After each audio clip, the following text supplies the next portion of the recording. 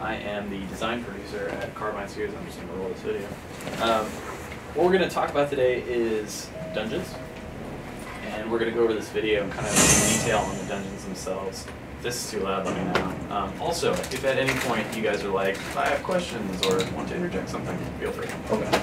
So, yeah, we're going to run through Kelvareth first. This is just kind of a fly-through, and then we'll go through Stormtalon, which is more of an in-depth gameplay look at that sort of stuff. So WildStar, you know, we have these things called telegraphs in the game, which you've probably seen and all that stuff. It's the little red things on the ground. Stay out of those things, otherwise you get hurt. We have them pretty much in abundance throughout the game, and we want to have environments that are huge to allow those things. And our dungeons are no exception. So you'll notice this is Kelvareth. It's home for the Osen. The Osen are like these techno-barbarians that are, if you're into metal, this is totally for you. It's these giant dudes with chains everywhere, and they forge these massive weapons, and they're made of exonite, which is this unbreakable steel. It's awesome. So you'll notice throughout the areas that they have tech that's more mechanical, but still kind of low-tech, but kind of infused with some fantasy. This boss right here actually has a attack where everybody in the group gets chained to this tether, and you have to break it because that boss is going to one person. And so everybody's like, crap, we gotta get it off so we can attack the other guy. It's a lot of fun. And our dungeons usually have varied environments as well, so as you kind of progress through, you get to the forges, you get to the bone pit, you get to all sorts of areas. Yeah, it's huge. It's a mix of terrain and it's a mix of structures. So how long was going through this take? About an hour to an hour and a half. Okay. And it kind of depends, right? Like some groups can get through a lot faster, and it'll take a lot longer. And this is Forge Master Trogan's area here. And you kind of work your way up, and you can kind of pick which path you want to go over. Sort of thing. And here's the bad guy right here. He's this massive guy. These huge attacks that take up like the entire play space. And he's a lovely gentleman. He's got this massive hammer that he's forged there. Oh, he's smiling. Yeah, he's got some teeth. You can see because they're right there. So in here we have Stormtalon's Lair. Outside, this is in Galaris, track 3. There are Pell outside. Pell are these leftover minions of the Elden, which is the race that just vanished off the planet, and you're trying to figure out where they went. So these guys have basically hijacked this Elden tech, and they've been trying to figure out ways that they can use it for their own devious means. So if you look in here, you can see these jerry-rigged sort of contraptions and wires that are kind of sticking out of things, trying to figure out how to use this tech. So this first little encounter is they're neutral, and then all of a sudden they just run in. So you're like, blah! Like 12 dudes are running at you. So you have to take them out. And you know, WildStar, we have the traditional trinity of healer, tank, DPS. And so you can see some of that stuff here. We have our tank there and our DPS stalker. And a lot of our classes are actually multi-spec, so I can change something from a tank to a DPS if I want to. Is that little Chua the spell slinger? Yes, yeah. Yeah, the Chuas are freaking awesome. Yeah, they are. And they're a ton of fun to play as a spell slinger because they're such a movement-based class that when they do their double jump, they like roll out of stuff. And they're a lot more animated. Yes, and animated, definitely. So here we have a Hell Shaman. So this guy has a myriad of attacks, and we'll walk through it bit by bit here. One of the things we do in WildStar with dungeons is we try to teach you at an early level, you know, this is what you're doing. And in fact, the PvE content kind of trains you for dungeons. You know, it's like, here's the red thing, get out of it. So we have one telegraph here that's pretty big in size. Right? So we've taught the players, okay, get out of the way for that. After that, we start layering stuff that's a little bit more complicated. One of the telegraphs, for example, will attach to a plate, and then it will stop. So if you are running around, I can run up to one of my buddies and hit him with the telegraph if I'm not paying attention. So, leave me alone. Right, and you can see right here. So you'll see guys running around, and it'll follow them, and it'll stop eventually. So you have to so dodge. They can still get out. Yes. Okay. You can definitely still get out of it. And if you're smart, you can actually put it next to a bad guy, and it will hit the bad guy too. So you take more damage off them. So So skill players will be able to do that. Now on top of that stuff, we're going to layer in other sorts of telegraphs that are happening too, which are effectively these little wisps that kind of go around the room slowly, and we build them up over time just to kind of teach you stuff. So we have the follow telegraphs, we have the wisps, you can see right there, and we'll put in like 1, 2, more will start to pop up over time, and you sort of kind of get used to things. You come around, that's the healer, by the way, that just kind of casts those yellow balloons that are kind of golden lamps. Vesper? Vesper, yes. Yeah. So that was a good job right there, right? Use that telegraph against him. That's cool that you can use it against enemies like that. Yeah, it's if you're skilled, that's a great way to kind of use that. So then we get huge telegraphs. Now, there's a couple ways to dodge them. One, you can literally navigate in between those spaces and hang out. Or you can use a group CC to block his interrupt armor. So interrupt armor is effectively the entire group has to CC him in order to interrupt him. Because 1 CC wouldn't work. If you get like 5, that'll work. So that's one way to dodge out of it. Or you can just kind of hang out like in this area. Like that one guy. Like that one dude. Yes. Very similar. Yeah, exactly. It's something that we're trying to like give the option of. So it's either dodging, and we have like the dash and double tap, jump out of the way. We have double jump, we have shift to sprint, so highly movement based stuff. And you'll notice in the back there's actually a data cube, an elder data cube. You click on that, that'll give you information about the area. So if you're interested in what this dude's deal is, it's an Elven voiced cube that tells you what's going on. So we just killed him. Fantastic. Do some emotes. So we run through here. We're going to skip through a lot of the trash just to show the cool stuff. But the trash mobs are still pretty fun and have their own mechanics as well. This one is Aethros. This guy is an air elemental Hela created, and he uses a lot of these tornadoes for stuff.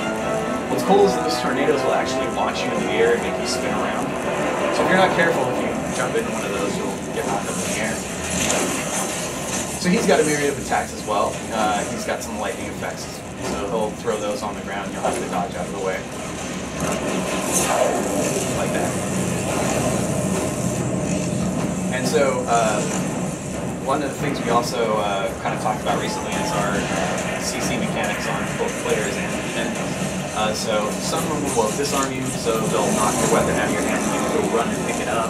Or they'll have a blind effect on you, so you literally can't see for about 5 seconds. So the whole screen goes black? The whole screen goes black, like weird screen effects that block. There's like a little sliver that you can see, so you're like, hopefully I can get out of the way.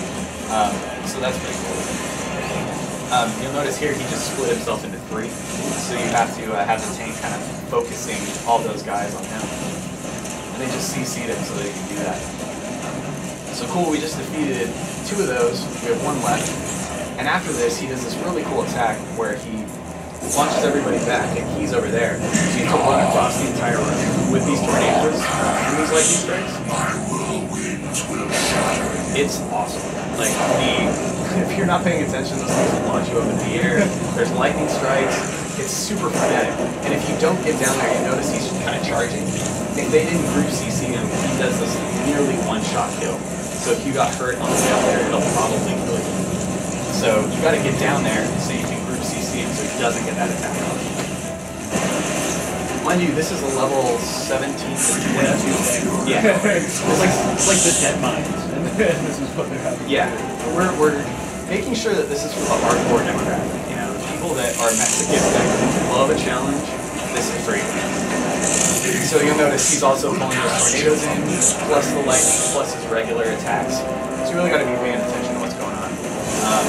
We don't have what we call cigarette combat, you know, where you're just like, playing the game. You really have to use 2 hands to kind of put it in.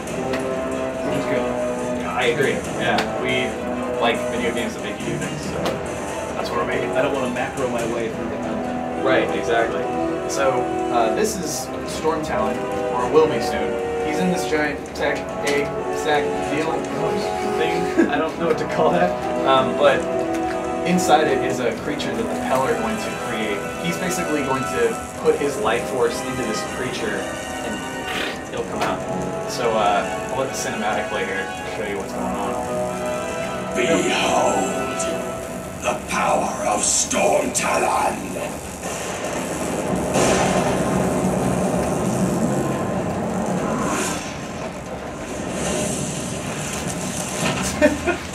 So awesome. It's you kind of have to have a dragon in the MMO. Like it's sort of it's a given, but this is probably the raddest tech weird dragon that I can think of. So he's one of my favorite bosses in the game for a couple of reasons. One, he's epic in scale. He's a ton of fun to fight. But you'll also notice that he has a couple of really cool big telegraphs. So one of the first ones is telegraph starts moving in. So you need to do that group CC. And these guys are about to do it. And you gotta watch out for the lightning bolts that are hitting at the same time. So that's group coordination that you definitely need. But he does another attack, which is pretty sweet, where the entire room turns into a telegraph, but only one player is safe. And everybody has to run to that player. So there's like, they are the non-telegraph. Okay. And you'll see it here in a second. Can you move and then get closer to your guys, or do you have to stay still? Well, no, you can move. And in fact, that's really what you should be doing, is finding everybody in the group. If you're an idiot, you'll run in the opposite direction. And everybody's like, where are you going? Right there. Right, this is it. So you're kind of trying to move around. You also have to be careful because there's still lightning going off in these things. So you can't just stay in one spot and hang out. It's really about other players paying attention to where you're moving, and also where you move to make sure you're getting everybody in your You may have already said it, but will there be built-in voice chat for WildStar? There will not be built-in voice chat. You're going to need it. Yes. To course this, yeah, most definitely. Especially if you haven't played it before. So we've got these, damage fields that are kind of in the environment. These guys are going to run in here.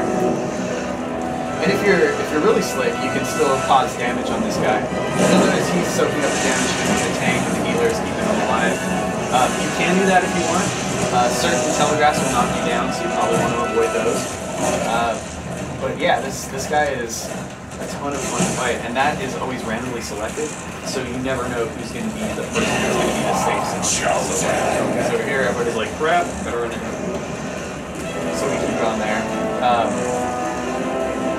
Our healers are also a pretty fun little area that we play, because it's a lot more focused on the battle areas as opposed to just looking at bars and toxic those.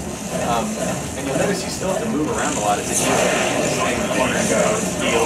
Watch your UI. Right, exactly. There's still abilities that you can use the UI for to do that, but a lot of it is, stay in an area, put down a healing effect in an area where everybody's at. It's a ton of fun. And it's kind of moving the genre along, we think, in healing. The DPS stuff is a ton of fun too. You can spec out your DPS or committed actions. So we just defeated Stormtalon. Huzzah. Everybody do a pose. Yeah. Vogue. So, yeah, we did just destroyed Stormtalon here. We'll do a quick fly through and you'll get a tiny sneak peek of the raids. And Sanctuary of the Sword Maiden. Again, this is level 17 at the very least. Our level 50 dungeons are insane. Our raids are freaking insane. We have a 20-man and a 40-man mode video available. Are you worried about being too hard? No. Or is that really just, we don't care? We don't care. I care, but what it comes down to is this. PvE content should be, if you have a pulse, you can beat it. Right? You can get to the Elder Game stuff. This is for the hardcore. And if you can beat it, this is a raid, for example. That looks so cool. That's pretty sick. Yeah, it's part of this computer sort of simulation. So you see it kind of building in, and as you're walking, it's like it fills out. It's a ton of fun. So that's pretty much the dungeon presentation. I like it.